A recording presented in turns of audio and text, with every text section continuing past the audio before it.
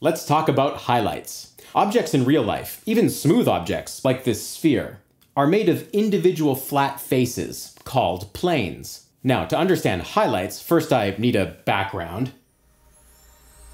Trippy, but okay. Anyway, imagine these planes as being like tiny little mirrors, reflecting their environment. Now, there are no highlights yet, but watch this. I bring in a light source, and look, the mirrors that find themselves in the correct alignment reflect that light source right into your eyes. A reflection of the light source. That's a highlight. Because a reflection is angle dependent, the location of a highlight on an object will change as either the camera moves, as you see right here, or as the light source itself moves around. In both cases, the plane that finds itself at just that correct angle to reflect the light source into your eyes changes. Now, the planes on a sphere flow in a very continuous way. There's only going to be one spot where a plane finds itself at the correct angle. You know, this plane doesn't reflect the light source into our eyes, though it would if you were standing right here. This plane doesn't reflect the light source into our eyes either, though it would if you were standing right here. From this view and with this light direction, it's this plane here that's at the correct angle to reflect that light source directly into our eyeballs. A more complex form, though, say the human head, has a much more varied assembly of planes, which can conspire to cause highlights in multiple places all at once.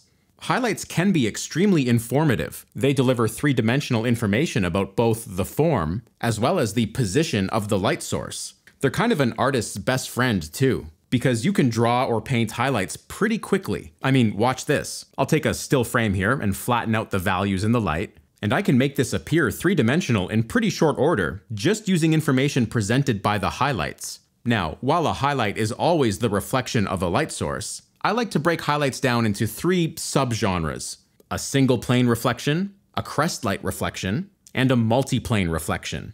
Here's an example of a single plane reflection.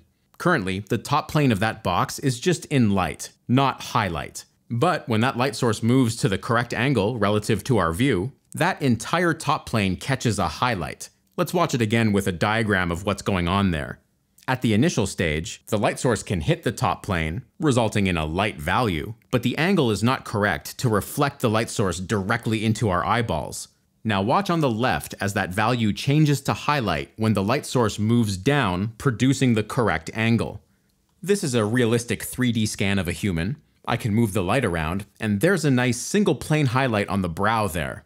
And here's artist Drew Struzan observing that same single plane highlight on the brow. Notice though, it's not a totally perfect shape. A reference head model will tell you that that plane is shaped like this. And that's true structurally, but comparing that to my aged brow, you can see the plane, also shown here in highlight, but the shape is broken up by pores and wrinkles and surface imperfections, and don't look at me, I'm hideous. But okay, let's move on to a crestlight reflection. Now, I love these head models. The direction of planes is very clear with these razor-sharp edges between them. And while that's fantastic structurally, it does remove a layer of realism. In real life, most planes are not perfectly delineated like that. There's a softer transition. 3D programs call this beveling, and it looks like this. Those two planes getting a bit of an intermediate transition or easing between them. Now, if you think of these two planes as a hill, the crestlight reflection happens on this new plane as we crest the hill. As I move the light around here, you can see the highlight running along that plane like a track. Here's a real-life nose. Now, I know from my head model on the left that structurally those planes go like this. That's an important start, but now I should add that in-between cresting plane. By itself, it looks something like that. Look out for highlights running along that crest plane. They happen all the time. Remember the track? Well, look at that crest light running up and down the bridge of my nose as I move my head. Now, obviously, in a still painting, you can't show it in multiple positions like that. So just pick one spot along the track and paint the highlight with a bit of width to it to reveal the nature of the track and identify it as a crestlight reflection. Again, this reveals useful information about the form as well as the position of the light. Here's a photograph of a real person as well as the Struzan painting again. Crestlights are plentiful, the most common of the three subgenres. Remember, this is where two planes meet. So here we have a plane pointing up and a plane pointing forward, and assuming that angle is correct to reflect the light source, the highlight runs along the crest as if it's on a track. One last little wrinkle here. On a neutral expression, the brow is pretty flat. Not a lot of room for crest lights. But on a scowling expression, suddenly all these new planes are created. And with them comes tons of opportunities for more crest lights. Alright, last one, multiplane reflection. Remember the crest light occurred between two planes? Well, the multiplane reflection occurs at the intersection between 3 or more planes. A bevel in this case leaves behind this tiny little plane, right there at the intersection between all 3. Let's bring up the nose again. There are 4 major planes right here. The point at which they intersect gets that classic dot of a highlight. Remember how a crest light had some width to it? Well, these multiplane highlights exist in a much more limited space. Therefore, they take the appearance of little dots. These highlights tend to be popular amongst beginner artists, but you know what? They're actually not that common. Here in this Richard Schmid painting, we have that classic dot highlight here on the nose, another well-known one in the eyes, a lesser-known one here on the chin, and another sneaky little one right in the corner of the mouth. Here's a beautiful piece by Ruan Jia, different style, but the location of the highlights is the same. One of my favorite multiplane highlights is this one at the corner of the mouth. This plane here representing that deep corner pocket, this plane as the lower lip gradually tapers away, and this downward facing plane for the pillar of the mouth. Where they meet, and if the light angle is right, you get that nice little highlight. Okay, let's put all this to use in a character sketch. I'm starting out with just a regular old line drawing, and I'm trying to avoid putting in too many shadows because I want to do most of the work with highlights. I'll bring in my Asaro head reference now, and let's start with single plane reflection highlights. I want the light to be coming down from the top left, so I'll start by looking at this plane of the brow. Let's make that a single plane highlight. So when I do this, I have the shape of the plane in mind, but I'm not just coloring it in. I'm trying to invent texture and variety within that shape.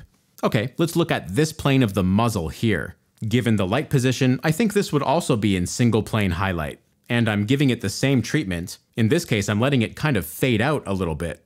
Alright, let's move on now to Crestlight reflections. There's going to be quite a few of these. I'll start with the one running down the bridge of the nose. And remember, I'm trying to represent that track by having the crest light kind of running along it. Here's another little crest light at the lower eyelid. And here's a big one where the side plane of the nose meets the cheek. Here's another common crest light running along the cheekbone itself. Here's one that sets off the upper lip and Cupid's bow area. Here's the one we analyzed in the photograph for the lower lip. And now I'm just working on little ancillary ones. You know, folds of the skin caused by the facial expression, etc. Oh yeah, and the ear is fond of crest lights too. Alright, let's move on to the last one, multiplane reflections. Remember, these are the classic little dot highlights. Let's start with that one on the ball of the nose, makes it pop. And now how about that sneaky little guy at the corner of the mouth? I really like that one, underrated highlight. Moving on here to the corner of the chin, now getting the ones in the eyes. And a little tip here, they tend to look best when they overlay both the white of the eye as well as the iris. You can do these sketches in minutes, and I think they have an appealing 3D punch to them. So give it a shot. This whole thing does hinge on knowing the planes of the head, and I have a 7-hour class about understanding the head fully. It'll help you not only with highlights, but literally everything else to do with the human head. You can find the class at marcobucciartstore.com. Anyway, I'll be back here on YouTube soon with another video. Until then, happy studying!